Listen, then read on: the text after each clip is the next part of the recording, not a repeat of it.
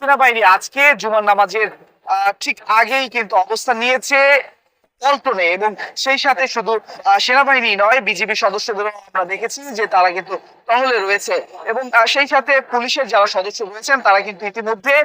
পুরো পল্টন থেকে শুরু করে কেন্দ্রীয় জামিয়া মসজিদ বাইতুল মোকাররম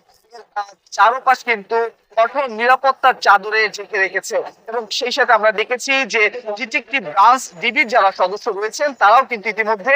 পুরো জায়গায় ছড়িয়ে ছিটিয়ে রয়েছেন, যাতে করে কোনো ধরনের অপ্রীতিকর ঘটনা না ঘটে। আমরা দেখেছি যে বিগত এক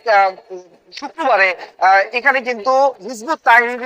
যারা সাথে তাদের সাথে তারা এখানে কিন্তু বিক্ষোভ মিছিল নিয়ে বের হয়েছিল, এবং তারা কিন্তু সেটি কিন্তু নিষিদ্ধ সংগঠন, সেই কারণে কিন্তু তাদেরকে তখন ছত্রভঙ্গ করে দেয়। তবে এখানে আমরা যারা পুলিশের ঊর্ধ্বতন কর্মকর্তা যারা রয়েছেন তাদের সাথে আমরা কথা বলেছি, এবং তারা যেমনটি বলছে যে আজকে প্যালেস্টাইনে যে মুসলিমদের হত্যা করা হচ্ছে, এবং সেই প্রেক্ষিতে কিন্তু এই কেন্দ্রীয় জামিয়া মসজিদ থেকে যারা মুসলিমরা রয়েছেন তারা কিন্তু জুমার নামাজের পরে কিন্তু যে মিছিল বের হতে পারে, এবং সেই সাথে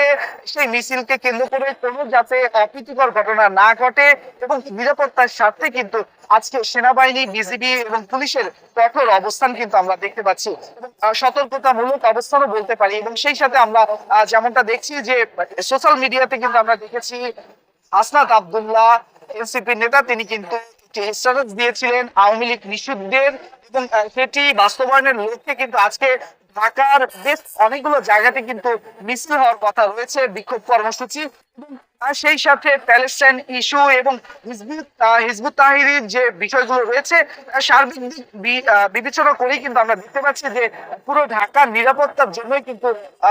প্রশাসনের পাশাপাশি সেনাবাহিনী সদস্য এবং বিজিবি সদস্যরা কিন্তু এই অবস্থান নিয়েছে। এবং সেই সাথে আমরা এখানে দেখছি যে ছোট বড় সকল বয়সী যারা রয়েছেন তারা কিন্তু জুমার নামাজ আদায় করার জন্য বাইতুল মোকাররম কেন্দ্রীয় জামিয়া মসজিদে সেই দুপুর 11টার পর থেকে কিন্তু তারা আসতে শুরু করেছে, এবং এখনো কিন্তু তারা নামাজের জন্য পায়ে হেঁটে তারা বাইতুল মোকাররম কেন্দ্রীয় জামিয়া মসজিদের দিকে তারা এগিয়ে চলছে। এবং সেনাবাহিনীরা কিন্তু অবস্থান নিয়েছে পল্টনে, এবং সেই সাথে আমরা পল্টনের এই জায়গাটি থেকে আমরা যদি আপনাদের কিন্তু দেখাতে চাই যে এখানে কিন্তু পুলিশের যে দল কামান রয়েছে সেটিও কিন্তু এখানে আমরা দেখতে পাচ্ছি দৃশ্যমান রয়েছে, এবং সেই সাথে পুলিশের যারা সদস্য রয়েছেন তারা কিন্তু ইতিমধ্যে তাদের যারা এখানে সদস্য রয়েছেন তাদের মধ্যে আমরা যখন এখানে এসেছি দেখেছি যে তারা তাদের সদস্যের মধ্যে ব্রিফ করছেন যে কিভাবে এই জায়গাগুলোতে নিরাপত্তা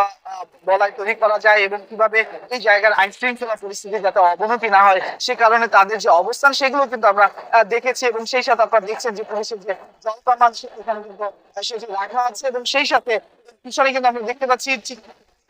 সাজোয়া যান যেটা সেটাও কিন্তু রয়েছে, এবং তার পিছনে কিন্তু একটি পুলিশের প্রিজন ভ্যান রয়েছে, যে প্রিজন ভ্যানে করে যারা নিষিদ্ধ সংগঠন তারা যাতে যেটি কোনো ধরনের মিছিল বা বিক্ষোভ কর্মসূচি করে এবং তাদেরকে কিন্তু করতে পারে এমন কিন্তু একটা আশঙ্কা রয়েছে। এবং সেই সাথে আমরা এখানে দেখছি যে পুলিশের যারা কর্মকর্তা রয়েছেন তাদের সাথে কথা বলবো এবং একটু জানার চেষ্টা করবো তাদের ঠিক এই আজকে নিরাপত্তার জন্য বাইতুল মোকাররম কেন্দ্রে জামিয়া মসজিদ এবং যে অবস্থান এবং সেই বিষয়গুলো একটু আপনাদের মাঝে তুলে ধরতে চাই। দর্শক, এই মুহূর্তে আমরা রয়েছি পল্টনে এবং কেন্দ্রীয় জামিয়া মসজিদ বাইতুল মোকাররমের সন্নিকটে। কথা বলতে চাই মতিঝিলে তিনি ডিসি রয়েছেন, তার সাথে একটু কথা বলবো, এবং পুলিশের মাধ্যমে আমরা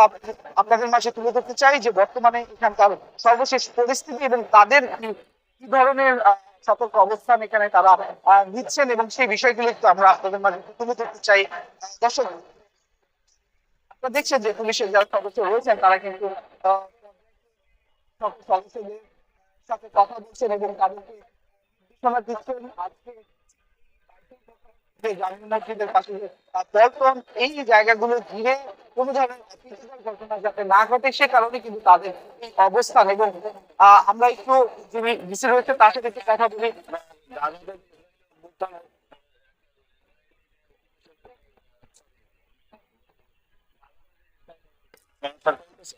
মুসলিম জনগোষ্ঠী আমাদের